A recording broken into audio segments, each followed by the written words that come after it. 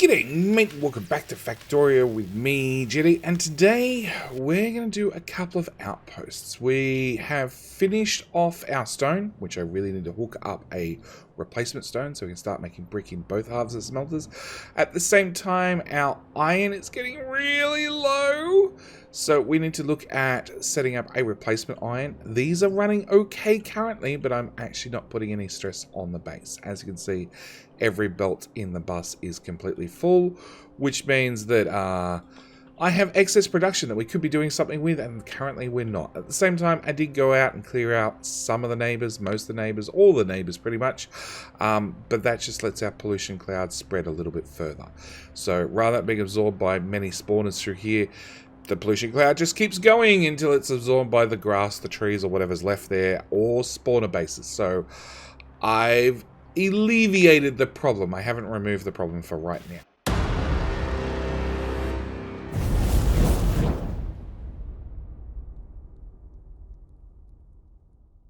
So today's episode, first thing I'm going to do is going to stop that. I do not want any more gun turrets, okay? I want any gun turrets I have to be slowly decimated by the biters coming in and attacking, at which point they're going to replace with lasers, because we have finished off, whilst I was doing my combat,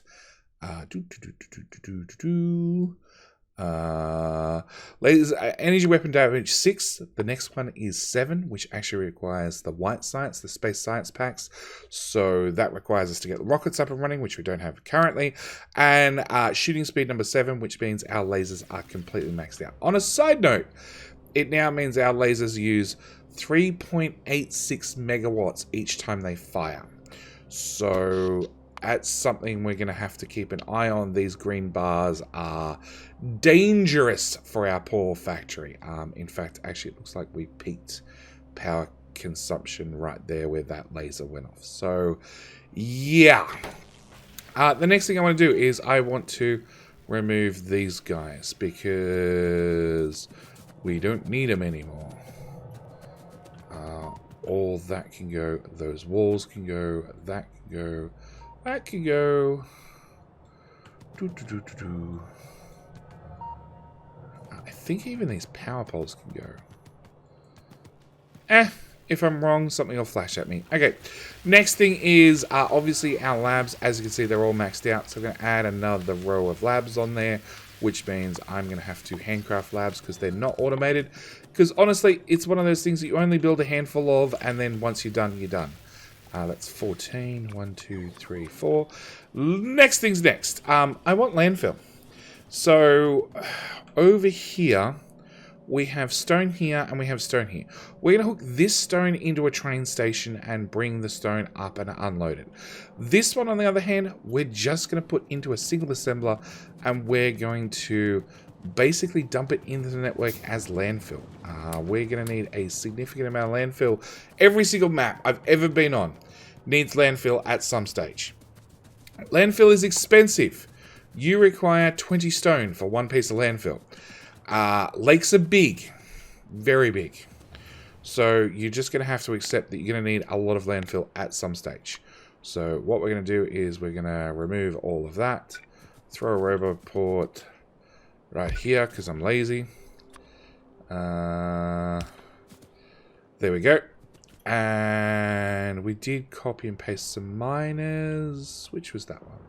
It was the coal. The coal had the miners. So if I take, hang on, that from there to there, rotate it. I'm going to do this from map view. 1. Blue means they line up with something that already exists. There, there, and there. That should give us 3 belts of landfill. Where are my cluster grenades?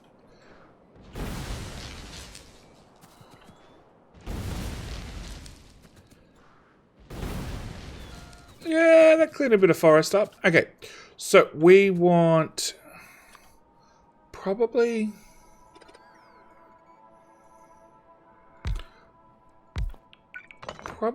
actually probably 2 assembly machines. Okay, 2 assembly machines will probably eat all the stone that we're going to get out of this patch. We're going to put a splitter in there, which I'm going to take up this side. And we're going to put in a second splitter here, which we're going to take up this side.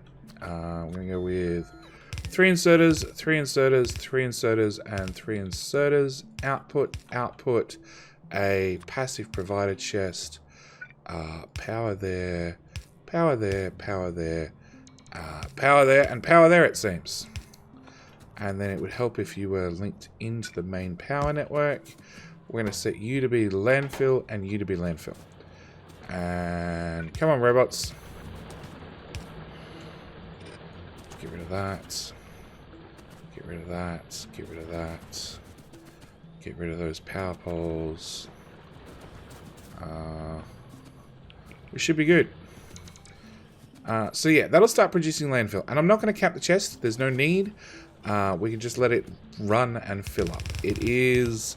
How much stone did we say this is a patch? 316k. So if we called it 400k, it would be divided by 20 is 20,000 landfill, roughly. It might sound like a lot. It's probably not. But it does mean that I know that these chests hold... each stack of landfill stacks at 100.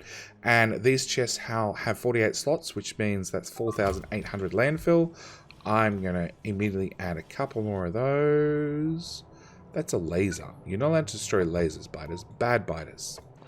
So, going to put down a couple more chests. And that means, in theory, this whole patch can get packed into those 3 chests. That's the idea. That's the hope, at least. So we're going to leave that running like that. Next thing we want to do is we want to go down to this one all the way down here. And look at setting up our very first train outpost for landfill. At the same time, all those walls can go away. Okay, so if we go back to this blueprint. And, oh, that's not how we do it. 1, 2, 3, like so. We're going to want a train station. Okay, you're southbound track. So let's bring... Actually, let's do the hard part first. Let's line up our belts. So we're going to have... How many miners is that? 41. Basically 1 belt's worth. Maybe 2 if I'm really lucky. So we're going to bring that up. Yeah, we're going to output priority. No, we're going to take 2 belts through. I'm going to put that on there. We're going to have you output priority left. Then we'll do that to mix the 2 belts together. We're going to want a large power pole here and here. A roboport, so we've got a bit more range. Turns out I'm out of roboports finally. And then we need a train loading station. So we're going to bring our train track out here, let's say. Yeah, that gives me plenty of room. Through to there. And then we're going to wrap the train track around the back of the outpost because we can. And then I need to get this back into the main line as neatly as possible. So I'm holding down shift and I'm clicking on the last bit of the train track to drag it forward from there. And then I'm using the rail ghost planner. Now, the rail ghost planner is not great, to be honest. If I let go of shift, it just shows the next small little section that I could place manually by hand. But I want to use the ghost planner. It gives me a little bit more stretch, a little bit more reach. But I want it to link in here, and it's not always doing what I want it to. So I'm going to rotate with shift R, because I have to hold down shift to have the ghost planner up. And I need it to link in there. Looks like the best spot for it to link in. Okay, so that's going to give us our loop train track. We're going to want a train station. Right. Let's go with here. And as this is our first ore train, I need to really standardize my train lengths. So in our oil example, we use the 111. This time around, I think I want a train that goes forward only, just for something different. So we're going to use a 1, 2, because why not? Let's do something a little bit different. You guys are still waiting on power pole. So we're going to call this, because I like hard names, Stone or 1. Call it Stone 1, call it Outpost number 1. Give it some sort of unique name. Next thing is we're going to need inserters, obviously, to load up a train. 3 is going to be overkill. We're going to take our 2 belts of stone. And basically, I want to line them up. Sort of in the middle. Now, these are already balanced as far as I'm concerned because they've already passed through a splitter. So, our option number 1 is... You're killing my lasers. Okay. We'll fix that shortly. Okay. Our option number 1 is we just put the belt straight into the train wagons. Okay. With a couple of inserters. That works, alright? This 100% works. Put that to there, put that to there. And actually, for this example, we'll add a couple more inserters. We'll go all out, we'll have 6 of them. But as you can see, my stone's not really going to get... Oh, it's going to get to the 4th inserter occasionally. Occasionally, it's going to get that far. Our other option, which is what most people prefer, is we come out here. We go with just 3 inserters. 3 inserters is probably enough. And then we put down some steel chests. And if we just stop those flowing for a minute, it means we can fill up these steel chests very, very quickly. Okay, we can make sure we have 4 steel chests ready to go, which, as you can see, has a slot limit of 48. A train car only has a slot limit of 40. Then we can use 3 inserters here to rapidly fill that train. As you can see, these chests are actually, they're staying even currently.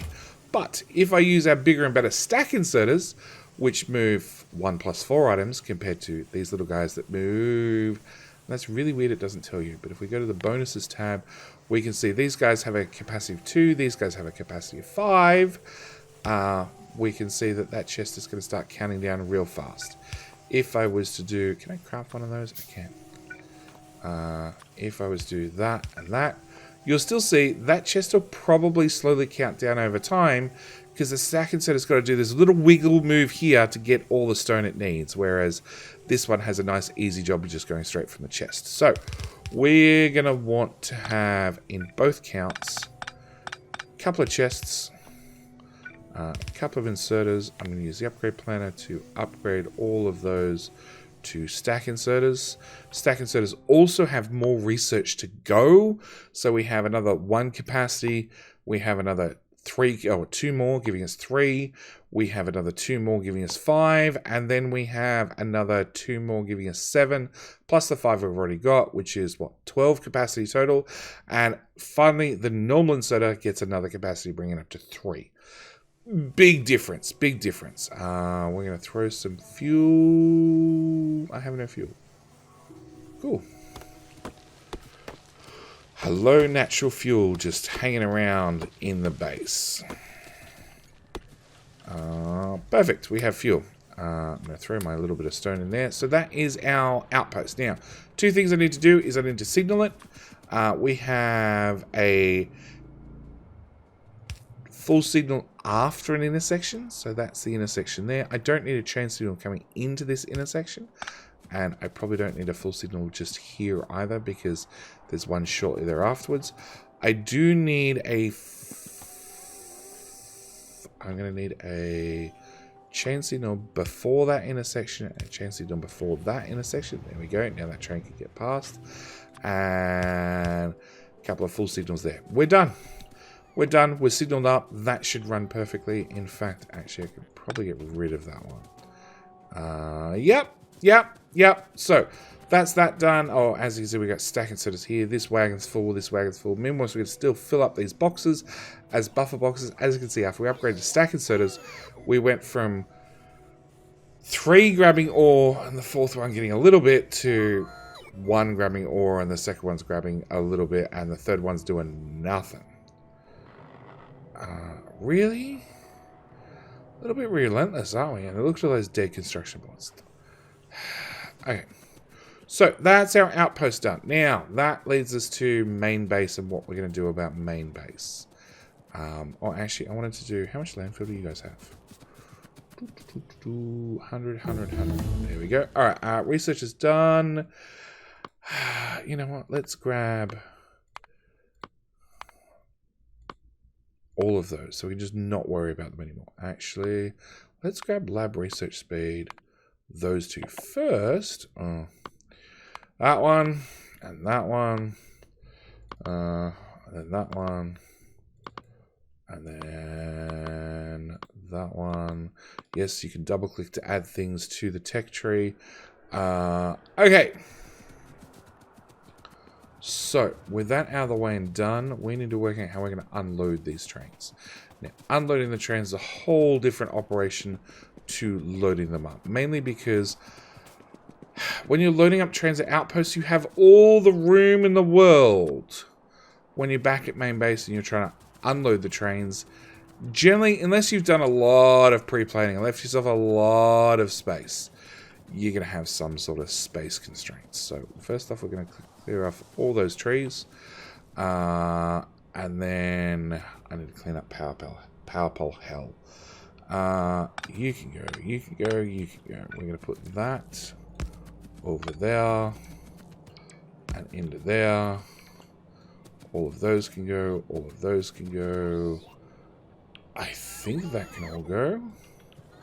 You can go.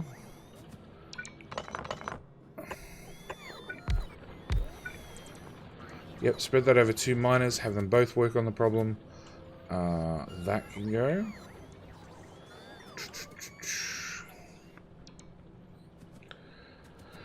Now I built the trains to come in and go out.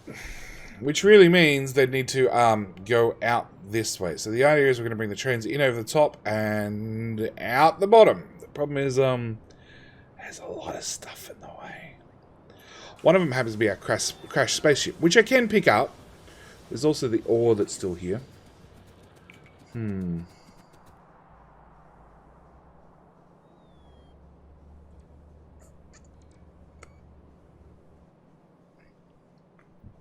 Alright, what we might do is we might bring the trains in and have them reverse out. So we might go back to a double-headed train. It all depends on your base. Your base is different to mine. Mine is different to yours. So somebody has to make some sort of call about their own base. We want to have a train station here. Sure.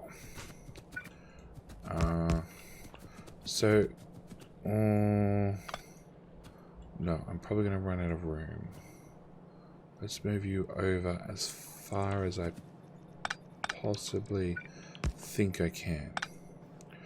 Okay, unloading. Unloading is going to be almost the exact opposite of loading. Almost. Is that right? I think that's right.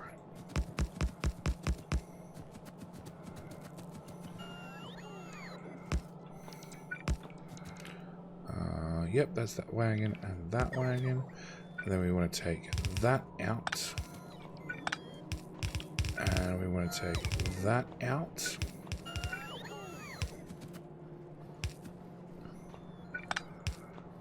And the idea when it comes to unloading is you actually want to unload as fast as possible. In fact, we're going to have to do a belt squiggly to get even more throughput out. So we'll move that there. So we're going to have 3 inserters, and then we're going to have 3 inserters, and then a splitter to merge the 2 together. We're going to do 3.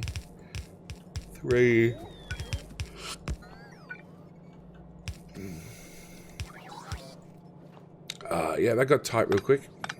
Red belt, red underground, red underground.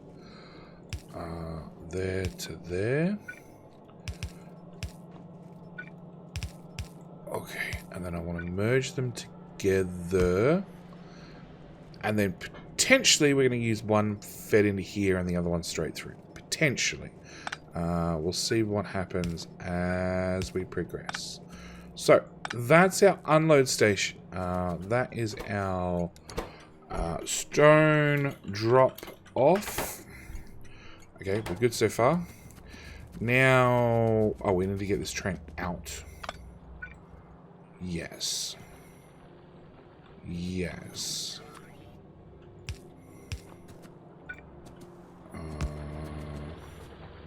Yeah, that mine is slightly in the way. Okay, we're going to bring it forward a bit. Too far. Too far. Okay, that's our exit plan. Right there and there. Hook you back into power. We're going to run you up. And I think you can curve a tile sooner. Or maybe it's a tile sooner than that. No, okay. Forward one and out. Alright, so that's our in track, that's our out track. I can already tell you I don't have enough room to do all my other unload stations because obviously I'd like to unload iron, I'd like to unload copper, potentially a second stone, yeah. And we'll actually also do the same with you. We'll put down 2 of those so they just use up the ore a little bit faster. 127, great. Alright, so that leads to us to getting a train in, which there's water in the way. But the good news is we made some landfill. So if I grab some landfill right here, and I use the plus and the minus button on the keypad, okay? That'll let me adjust the size of my landfill. And we just want like all that extra room, please, bots. Please. Yes, about that. So that way I can bring my train tracks way in from up here and bring them down and in if needs be. Now I am going to go off grid, so to speak, when it comes to Mojo's rail blueprints. Because this is like an outpost, even though it's the middle of your base. So it doesn't need to be on grid. And there's a good chance it's unless you're really lucky or, as I said, have lots of experience, chances are you're going to have to redo your train tracks around your base at least once, if not twice. By the way, that was 500, 600 landfill right there. You can see how quickly you're going to go through landfill. Alright, so that should give us our first train out. We just need the train track in. Train track in, we need to do something a little bit special. I'm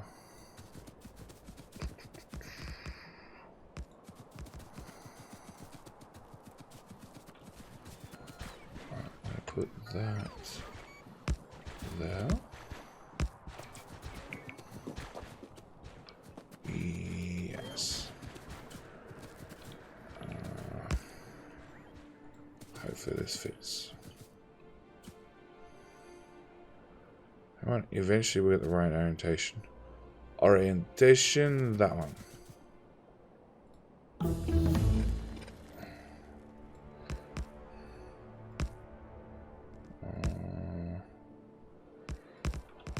There. Okay, that's where I want my train tracks to.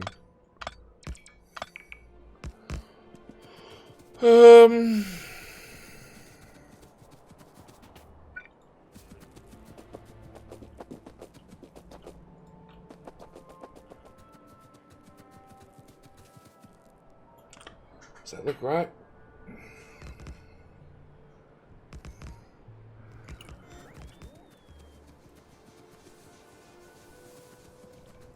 I don't know. Will that do? Probably. As long as our trains don't get too long, it should be okay.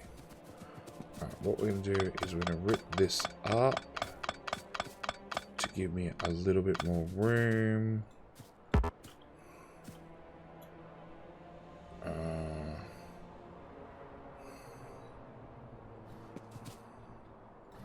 Alright, that ties in there. Alright, what I want to do now is I want to take this train track up. Come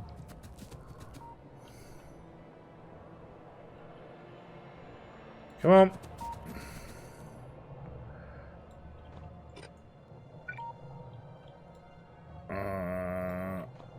Alright. So, as you can see, we have two paths up to our train station. We have this top path and we have a bottom path. Oh, signals. We're going to put a signal here to let trains out of the station. Oh, that's finished. Okay, that simplifies life just a little bit. Witsy. Okay. We're going to put a signal just before the train station. And then what I actually want to set up here is I want to set up what's called a stacker. So the plan of a stacker is, it means if you have multiple trains, either coming from the same outpost or a different outpost, they have somewhere to park whilst they wait. Think of it like a very large siding.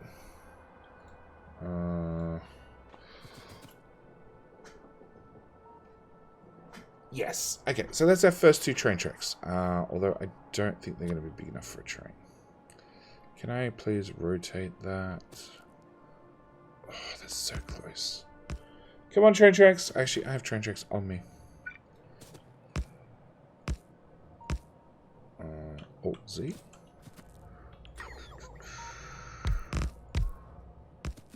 I think that just fits.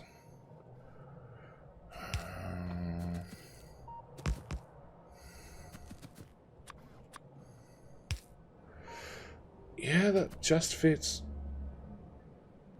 Okay, so it means we couldn't build any bigger than a 1, 2. I guess that works. Alright, so the idea of a stacker is quite a simple one. It gives somewhere for the trains to park whilst they're waiting to load or unload materials. Okay, and what we're just going to do is we're just going to duplicate this a few times. Like so. And then we're going to park a whole bunch of trains. Now, we do remember that our chain signals read the signal ahead of them. We need a chain signal in there. And we need a full signal in there. Now, if I was to come down here and put in a full signal, it'd be green because there's definitely a path around that avoids this train. But what I actually want to do is I want to put a chain signal on the way into an intersection. Yep, which is now blue, which means one path can be worked on, but the other one's not necessarily. So if I have a train that wished to path into exactly where this one's parked, the train would stay back there. If I use the standard signal, because it's green, the train would drive all the way up here, sit right at this red light and not move, which means if this train doesn't get out of the way and another train wants to come park into, say, this siding, it couldn't, because there'd be a big fat train sitting here on these tracks. So what we've done is we've given all the trains a little bit of room to park. At the same time, we're putting a chain signal. Chain signal reads the signal before ahead of it, which is all the way over here, which says it's okay for trains to come and go, which means stone ore 1, inventory full, stone drop off. Inventory empty. You could drag these conditions up and down with a simple click and drag of the mouse. So that's the train coming up. It should come up here. It should drop off absolutely nothing because it's completely empty. But then we should be able to get a ride from it back down to the outpost.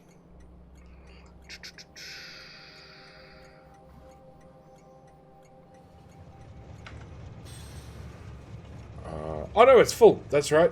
It's full. So it should unload pretty quickly. As you can see, those stack inserters are moving a ridiculous amount of material out of those wagons. And of course, they're going to go into these boxes. The boxes will serve as a buffer. So whilst the train's away, the boxes keep emptying and you don't end up with a gap in your belts. Let's dump that whilst we're here.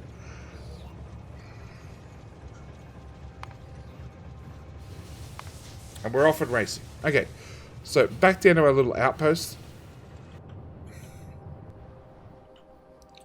I could definitely do with some signals along this line. wherever I decide to put them is perfectly fine. So we're going to reload our train.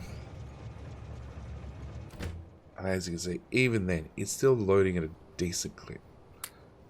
Nope, not with the plastic. We want to put the plastic in my trash slots. There are a couple of things, like you can, if you wish, you can use filter inserters. So I could use filter stack inserters for either load or unload to confirm that I don't end up with random crap on my train. So if I happen to be doing a mixed oil patch, which we sort of covered with our starting ores, but if I was to run it into a mixed ore patch, there is a chance that I might end up with copper on the iron belt or iron on the coal belt, at which point, 1, you should have pre-filtered it. 2, maybe using filter inserters are the way to go.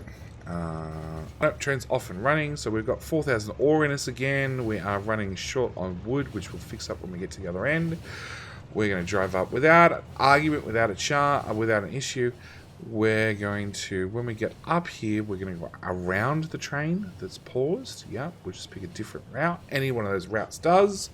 And we're going to get to here and unload our train. Now, I am going to have to put fuel in these guys. So we're going to put a splitter right there.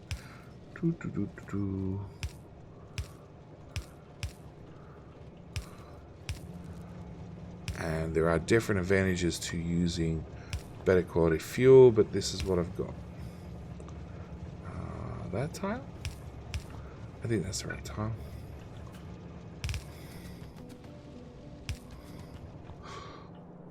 Buy train. So that should bring over coal here. This is so I can grab coal, refill the train, and it should be refueled. I didn't do anything about. Alright. Good job, Jetty. Good job. Good job. Alright, so we need to do something about refueling our oil train, which is actually pretty lucky because there's a coal belt literally right next to it.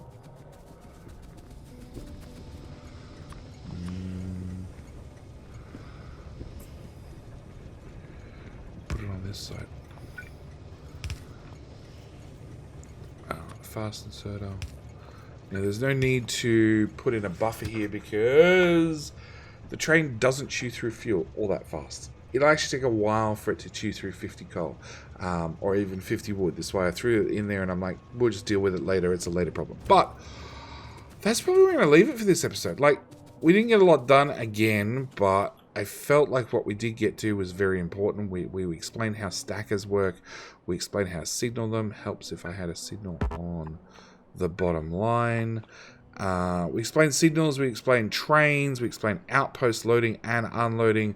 I need to, off camera, tap into this iron, tap into this stone, which is pretty much at this point just duplicating blueprints. There's not really anything to see. And then at the next episode, maybe we'll actually get our Power Armor Mark II upgrade and we can actually become a real engineer. I don't know. I haven't really planned what we're going to be doing episode to episode going forth. But with all that said, this is where I'm going to end today's episode. Thank you guys so much for watching. Do hope you're enjoying. I'll see you guys in tomorrow's episode. Same time, please, we're getting towards the end of the series. Jump on my Discord, okay? Pop in a general chat. Tell me, is there anything that I'm missing in this series that we should cover? Like, we still have to do nuclear, we still have to do rockets, we still have to do beacons and modules to a certain extent. Yeah, there's a few things to cover, but not a great heap.